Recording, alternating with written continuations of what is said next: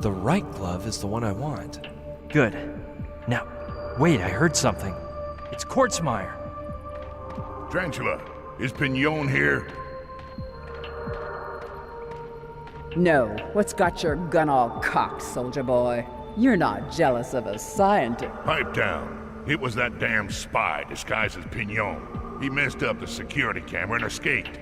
What spy? I thought his face looked familiar. Of course. Now it makes sense. A while back, my men told me that the spy was here inside the ruins, according to the signal. I couldn't imagine such a system breach, so I told him to fix the locator system. So, if he's not in here, he must be in the other room. Come on, doll. Let's go swat him. Damn, they caught me! Hey, wait! My twins!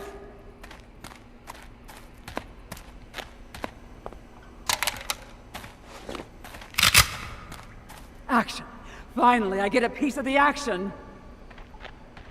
Talk about bad luck. Right when I get the glove to escape, they find me out. If only I knew what that locator was made of, and how they managed to find me. Anyway, I have to get my neck out of here before it's rung.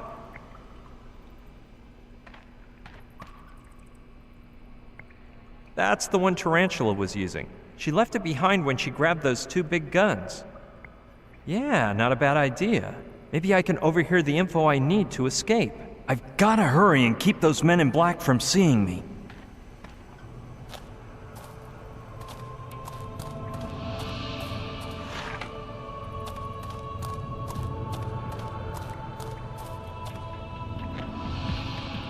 I think that wheel-like thing next to the antenna is used to change the channel.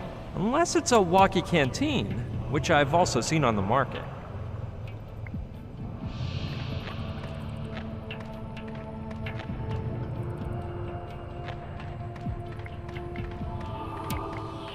My men have combed the room, and he's nowhere to be found.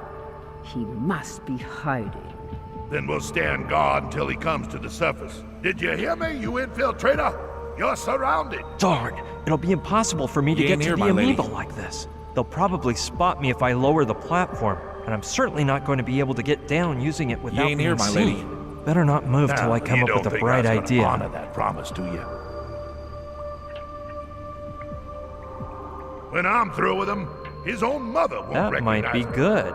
If I use it a la Indiana Jones, I could swing to that outcropping on the wall and make my way down to the amoeba room. Though it would be in cadaver form, since they're sure to see me jumping. Hey, wait.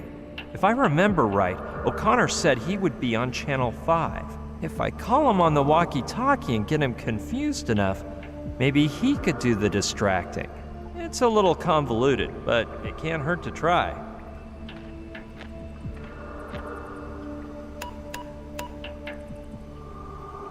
O'Connor, do you copy? Gosh, Caddy, you are one royal pain. Soldier O'Connor, it's me, Colonel Basco, your intelligence service examiner. Oh, sorry, sir. I thought you were a moron. Whatever. I just wanted to say you've passed all of the test stages satisfactorily. Except the most important one. Oh, man, I meant this moron friend of mine, sir. Just listen. You are to enter into the ruins screaming, "My colonel, Professor Pignon, has run off toward the lake." I'll hop to it, my colonel. Run, soldier, run! Where in tarnation's he gone? Calm down, Nathan. He'll turn up sooner or later. Pignon has run to the lake, my colonel. Follow me. Down we go.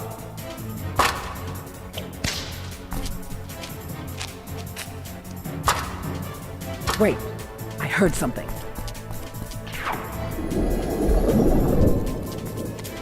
Come on, come on, come on!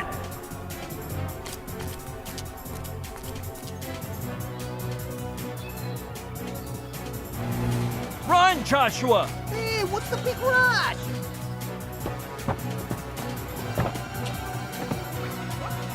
Joshua! Hold on tight!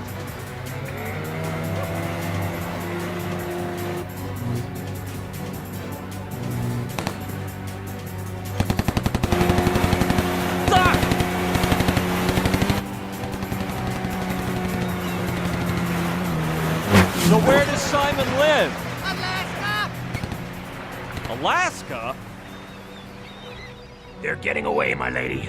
I'm real sorry. You won't be for long.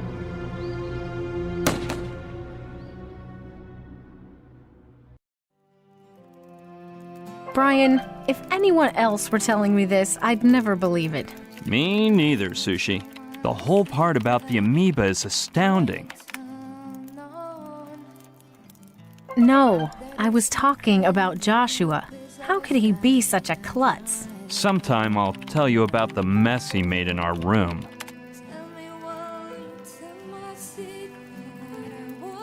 In your room? Yeah, when we left Mala, we passed by the hut I'd rented with Gina. I didn't have a cent on me since the plane crash, and I needed to pick up some money and clothes for the trip to Alaska. By plane again, I suppose? Only as far as Anchorage. Then we hopped on a train to Fairbanks, and after that a bus to Sicily, where this nice man offered to take us as close to our final destination as he could on his snowplow. And you finally met Professor Simon. We still had to walk a ways through a snowy no-man's land. But that wasn't our final challenge. Even worse was that Joshua was starving. His voracious appetite almost put an end to our little adventure. We were looking at the doors of Simon's house when...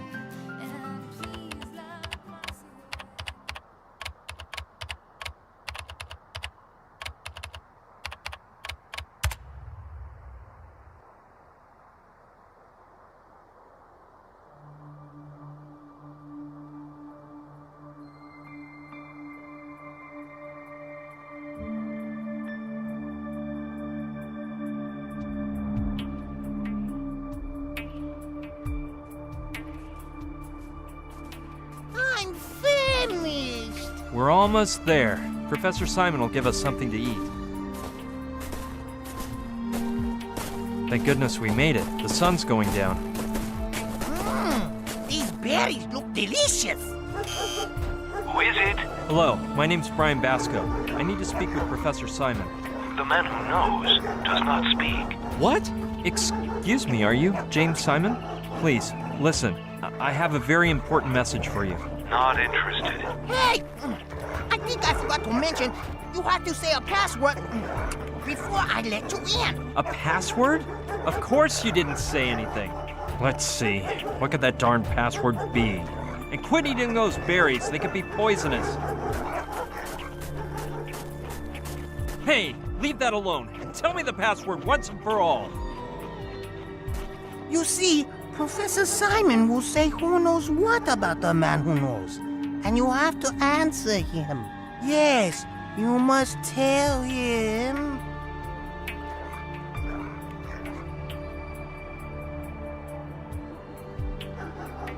Oh dear, I'm feeling dizzy. I knew those berries would make you feel sick. Come on, just make a bit of an effort to remember the password and you'll be able to recover inside the professor's house. I believe it was something like... Oh no, I'm sorry. I can't remember.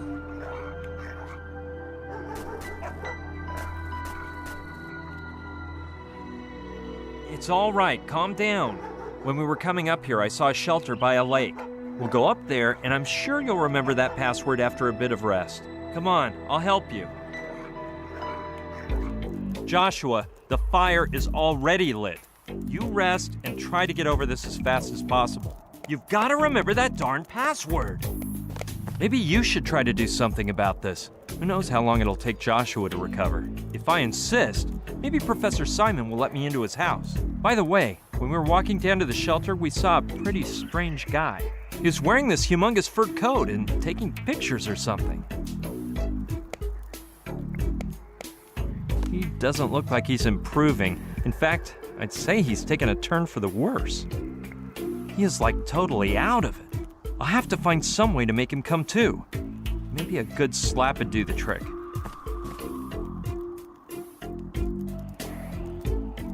You have to remember that password, Joshua. But I already told you the password. And I knew it was the right one because Auntie M said so. You have to let me in. Plus, that treehouse is mine. And if you put your dirty mitts on my Space 1999 trading cards, you'll feel my wrath. Man, your zipper's open. I can see your Woody. Daddy, no. I didn't kill little Woody. I swear. He flew into the path of my self-propelled intergalactic rocket on purpose. To break it. That woodpecker hated me, Daddy. The other day, he started pecking away while I tried to study for my math test. Now he screwed up my science project. I hope he's happy now, cause he did. I'm going to flunk science for the first time in kindergarten. Joshua, it's me, Brian, your friend. Nice to meet you, Brian. I bet you don't know what that name means. Well, I don't have a clue either. By the way, my name is Joshua, which means liberation. Boggles the mind, huh? You don't know how much love I feel inside. Trantor's been destroyed by a huge meteor. No! Say it isn't true!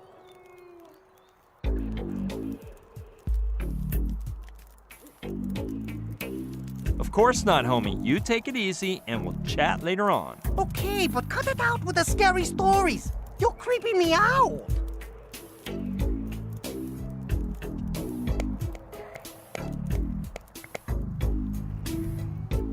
I just see a few old bottles in the glass compartment at the top.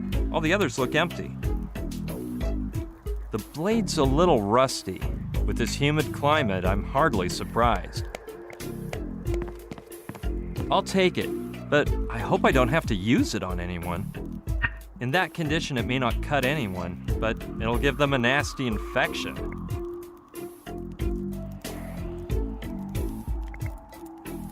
With that pile of firewood I stuck in, it should keep burning for ages.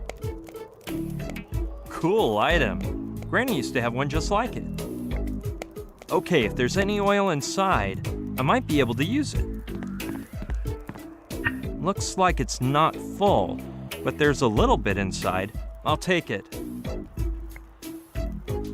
Looks like a nice red. California wine from an excellent vineyard.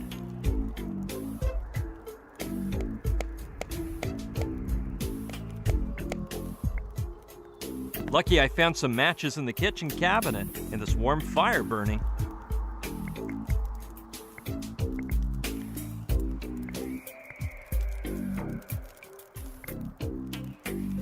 Not necessary. The fire's burning quite nicely.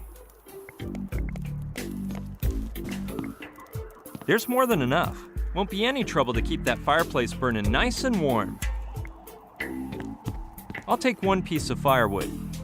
Oh, it weighs so much I can't imagine taking them all. Well, I guess it's for the best. I'll attempt to go find help to get us out of this crazy mess.